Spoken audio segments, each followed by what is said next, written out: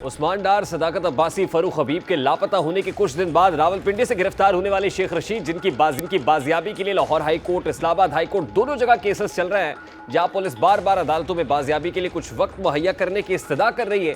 उसी लापता शेख रशीद के बारे में इत्तलात है कि कल शब 7 से 8 के दरमियान एक निजी न्यूज चैनल के हेड ऑफिस से बरामद हुए हैं और एक मोतबर सहाफ़ी मुनीफ फारूक के शो के लिए इंटरव्यू रिकॉर्ड करा चुके हैं, जिसका टीजर खुद उसी सहाफ़ी ने अपने एक्स अकाउंट पर जारी किया है। हैरत अंगेज तौर पर खुद शेख रशीद ने भी अपने ट्विटर अकाउंट पर इस इंटरव्यू का जो प्रोमो है वो रिलीज़ किया और बताया जा रहा है कि इस इंटरव्यू में उन्होंने चेयरमैन पीटीआई के खिलाफ वो धमाके किए जो आज से पहले किसी भी रहनुमा ने नहीं किए। उस्मान डार और सदाकत अब्बासी का इंटरव्यू हुआ, जिसके बाद फरूख हबीब ने इस्तेहकाम पाकिस्तान के ऑफिस में प्रेस कॉन्फ्रेंस की और उसी पार्टी में शमूलियत इख्तियार की, जबकि ज़रा इस बात की तस्दीक कर रहे हैं कि अब शेख रशीद ने भी तहरीक इंसाफ को अलविदा कहते हुए इस्तेहकाम पाकिस्तान में शमूलियत इख्तियार कर ली। आज उसी शेख रशीद ने तहरीक इंसाफ को अलविदा कर दिया जो कहते थे कि मैं असली और नस्ली हूँ, हमेशा चट्टान की तरह दोस्ती निभाऊंगा। शेख रशीद के मुबैना तौर पर इस्तेहकाम पाकिस्तान में शामिल होने पर कुछ सवालात उठते हैं। शेख रशीद की अपनी पार्टी थी, निशान कलम दवात था। तहरीक इंसाफ में शमूलियत के वक्त उन पर बहुत ज़्यादा दबाव था और इसरार किया जाता रहा कि वो अपनी पार्टी ख़त्म करके तहरीक इंसाफ में ज़म हो जाए, लेकिन उन्होंने वो तमाम तर जो दबाव है वो दूर करते हुए 2014 से लेकर अब तक अपनी अलग शनाख्त बरकरार रखी और तहरीक इंसाफ से इत्तेहाद किया। यह सवाल ये है कि वो अपनी पार्टी ख़त्म करके इस्तेहकाम पाकिस्तान में शामिल हुए हैं या अब भी वो इस्तेहकाम पाकिस्तान पार्टी में नहीं बल्कि अपनी अलग शनाख्त, अपनी अवामी मुस्लिम लीग को बरकरार रखे हुए हैं। शेख रशीद जब से तहरीक इंसाफ में शामिल हुए तब से ही जारहाना और बाज़ औक़ात मुखालिफिन के ख़िलाफ़ जिस तरह से बयानात देते थे उससे लगता था कि अब इसके बाद उनका सियासी सफ़र तहरीक इंसाफ के अलायंस के बाद और कहीं नहीं होगा। इस वक्त रहनुमा इस्तेहकाम पाकिस्तान पार्टी महमूद मौलवी साहब हमारे साथ मौजूद हैं। अस्सलाम वालेकुम महमूद मौलवी साहब, बहुत बहुत शुक्रिया आपके वक्त के लिए। पहले उस्मान डार, फिर सदाकत अब्बासी, फिर फ़रूख हबीब, अब शेख रशीद, जो बराह रास्त तो तहरीक इंसाफ का हिस्सा नहीं था, इत्तेहादी ज़रूर थे चेयरमैन पीटीआई के। ये क्या हो रहा है और क्यों हो रहा है महमूद मौलवी साहब?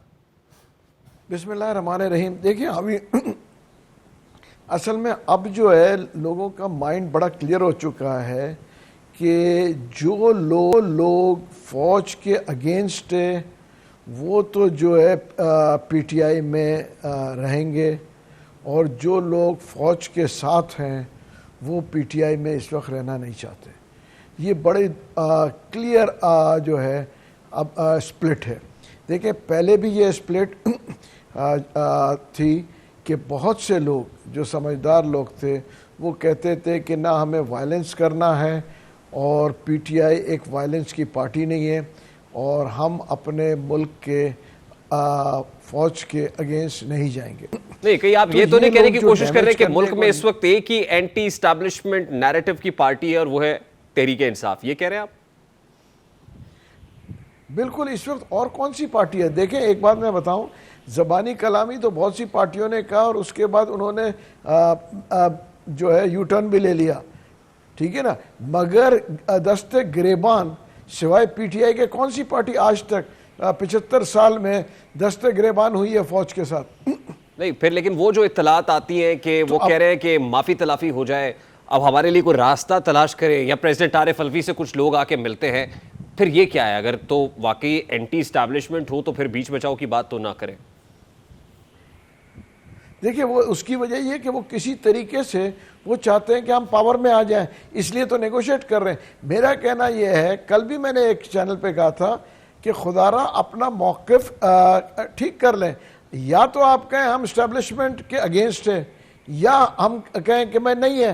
देखें ना, जब इक़्तिदार में आ जाते हैं तो कहते हैं जी इस्टेब्लिशमेंट से अच्छा कोई नहीं है और वो फ़ौज को ऐसे लेके चलते हैं कि बिल्कुल जो मैं कहूँगा दस्ते रास, ठीक है ना, और जहाँ जो है पावर से उतर जाते हैं तो फिर तो फौज से बुरी कोई चीज नहीं है। अच्छा, मुझे अगर आप ये बता सके, मेरा सादा सा सवाल है, इस वक्त महमूद मौलवी साहब कौन है दस्ते रास्त? इस वक्त किसके दस्ते रास्त? आप एस्टैब्लिशमेंट के दस्ते रास्त या फौज के दस्ते रास्त की बात कर रहे हैं ना, तो इस वक्त दस्ते रास्त कौन है? देखिए इस वक्त दस्ते रास्त में कहूँगा, देखिए PMLN है, इसमें तो कोई शक नहीं है। इस वक्त दस्ते रास्त PMLN है और बाकी सारी पार्टियां दस्ते रास्त है, मगर जो इस वक्त लीड कर रही है दस्ते रास्त होने के वो PMLN है। इंक्लूडिंग इस्तेहकाम पाकिस्तान और पार्टी। अगर वो मजीद इस्तेहकाम पाकिस्तान पार्टी भी फौज के साथ है, फौज के अगेंस्ट तो होने का सवाल ही पैदा नहीं होता। दस्ते रास्त होना देखिए PMLN और साथ आपने होना देख are two separate things।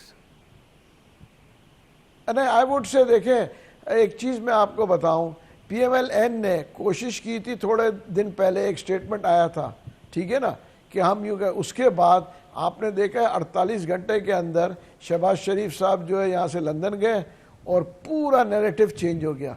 क्या मैं गलत कह रहा हूँ? नैरेटिव चेंज हुआ नहीं हुआ? आप दुरुस्त कह रहे हैं। तो आप कह रहे हैं कि डील हो गई? नहीं, डील नहीं हो गई। देखिए, उनको समझाया जाता है कि you can not fight your own army.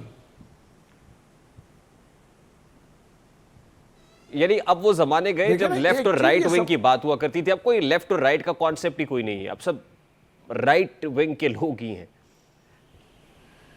देखिए, अब ये एक चीज है ना कि लोग ये समझते हैं कि देखें, इंटरनेशनल पावर्स को देखते हुए और इतने बॉर्डर्स के ऊपर हमारे इश्यूज हैं, इतने हमारे दुश्मन खड़े हैं क्योंकि हम एक एटॉमिक पावर है। आज अगर हम लेफ्ट राइट फौज के साथ कर रहे हैं तो वी आर